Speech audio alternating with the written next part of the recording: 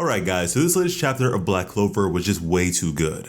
There is just so much greatness to unpack here, so if you end up enjoying the video and want to see more Black Clover content from us, be sure to subscribe to Plot Armor with notifications on, as we are swiftly approaching that spectacular 300k milestone. With the previous chapter, Asta had just barely managed to save Lolopechka from being detonated by Magecula's exploding life spell. However, Asta was still in pain from his previous battle and was not yet ready to make use of Devil Union mode once more. Now Magecula, in recognizing Asta to be the anti-magic user she had heard so much about previously, would stop playing around and would immediately go for the kill on Lolopechka and Vanica for the sake of her own complete manifestation.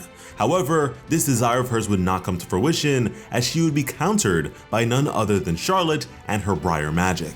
What was incredibly surprising to Magecula, as she should have been dead. Not only that, but her magic was actually increasing, and this was all thanks to the efforts of Rill and his Twilight of Valhalla spell, which serves to boost the magic of his companions within range, but also makes them unkillable for its duration, no matter what damage they sustain. And in retaliation against this, Magecula would call forth those who had been sacrificed for the sake of entertaining her and Vanica in the past that remained dormant beneath the tower. Now, imbuing them with devilish power, steel magic from Ashir Silva, and blood magic from Vanica, she had 100 of these despicable soldiers at her beck and call. Now, as this full-blown war broke out, the water-spirit Undyne would be able to come to form yet again thanks to her placement of Charlotte's roses within herself. And like we've already said, Asta was of no use here, but then again, him simply being here was enough to strengthen Noelle's resolve. And this was enough for Noelle to come to terms with her true feelings, that she is actually in love with Asta. But this is a battlefield and Magecula needed to be destroyed, and so she would enter her Spirit Valkyrie dress once more to do so. With this latest chapter, Asta was in awe of this new form Noelle had assumed, as Noelle herself would tell him to tend to Lolopechka in the meanwhile. But now in her way, there were of course a number of Magecula's forces, and in recognizing this, Undyne would make it clear that they did not possess enough energy remaining to take on this army with Saint Stage. But just then, Rill would provide a bit of support by way of his picture magic, Lord of Valhalla. And with Norse mythology having such a major influence over Rill's artwork, this could very well be Njord, the god of wind and sea, based on the power he employs here and such. And at that, I wonder if Rill will ever expand such influences to other cultural works as well, such as Japanese myths and such. But listen man, yet again Rill continues to be the MVP of the chapter, as his Twilight of Valhalla spell is by far the best support spell we have ever seen in the series thus far.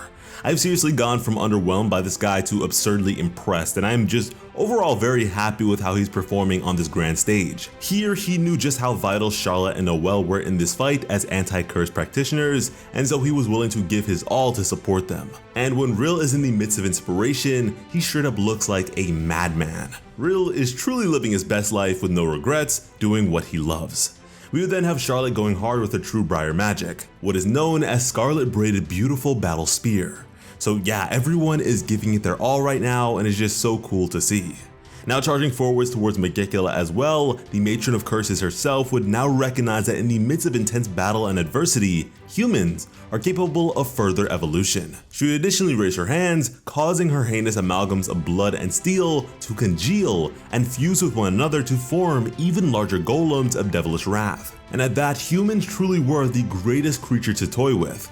And again, Noelle could not afford to confront these foot soldiers if she were to take down Magecula here, so things were not looking so good.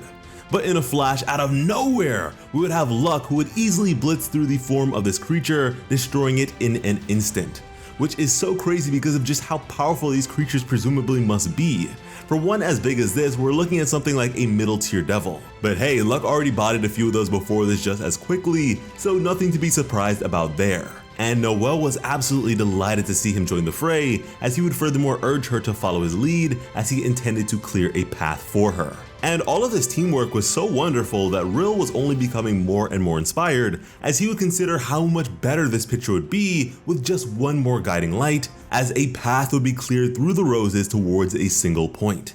And from it, Gaja would arise once more. And and the very moment he did, he would immediately raise a hand upwards to set up some Astrauza lightning runes all over the room. He would then investigate himself briefly and conclude that he was already as good as dead, but thanks to this opportunity, he would be able to fight for the sake of his queen just a bit longer. Now, to elaborate on what's going on here just a bit, again, the power of Twilight Valhalla is incredible as it denies death despite damage suffered.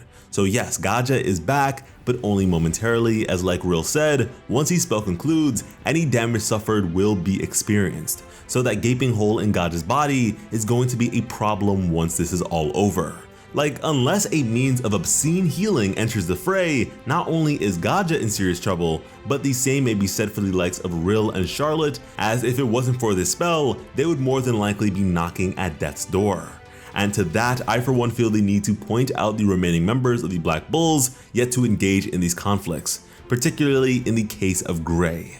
Grey's magic as we know it is a sort of transformation magic that may be applied to both herself and others. However, to follow the events of Yami's capture, it was deduced that Grey's magic is in fact something else entirely, something that has yet to be disclosed to us just yet. Right now, this is an exceedingly team-oriented conflict, meaning we will need all the assistance we can get, especially considering the regenerative capabilities of all these high-ranking devils.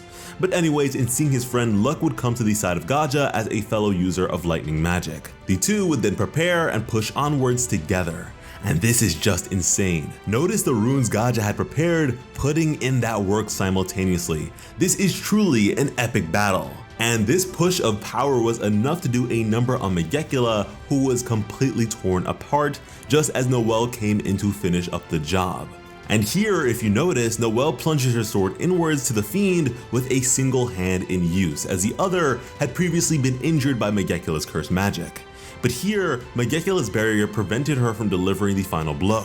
And to this, Noelle would release a furious battle cry as Magecula continued to regenerate. She would admit that although her body was presently imperfect, she was no doubt impressed by how well they had all fought to this point. However, as expected, this was the extent of their capabilities. But as Noelle struggled to plunge her sword inwards, just past her face would fall feathers made of mercury, and suddenly there would be an enclosure of mercury forming around her.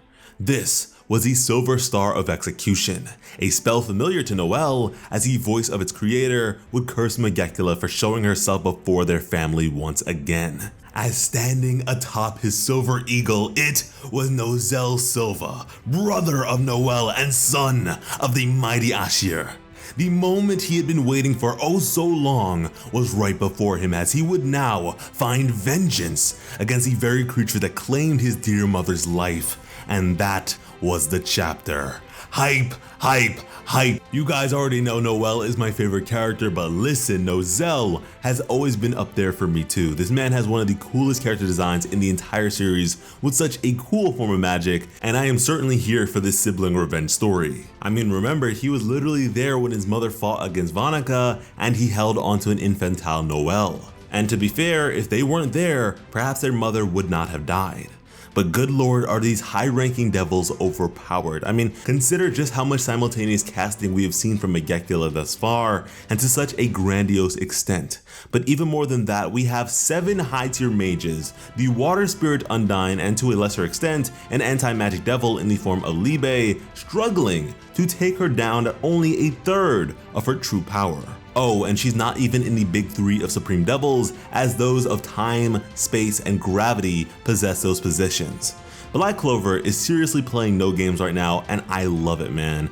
The action is intense and oh so detailed. I mean, Tabata is such a subtly ingenious mangaka that I feel he doesn't get the proper credit or respect that he does in fact deserve, but if nothing else, I for one appreciate all that he provides to us with Black Clover.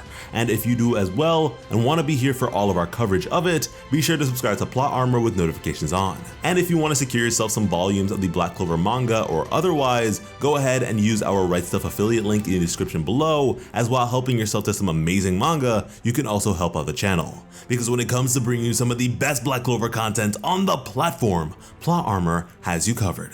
As always, I'm Slice of Otaku. Thank you all so much for watching and have an awesome day. I love you.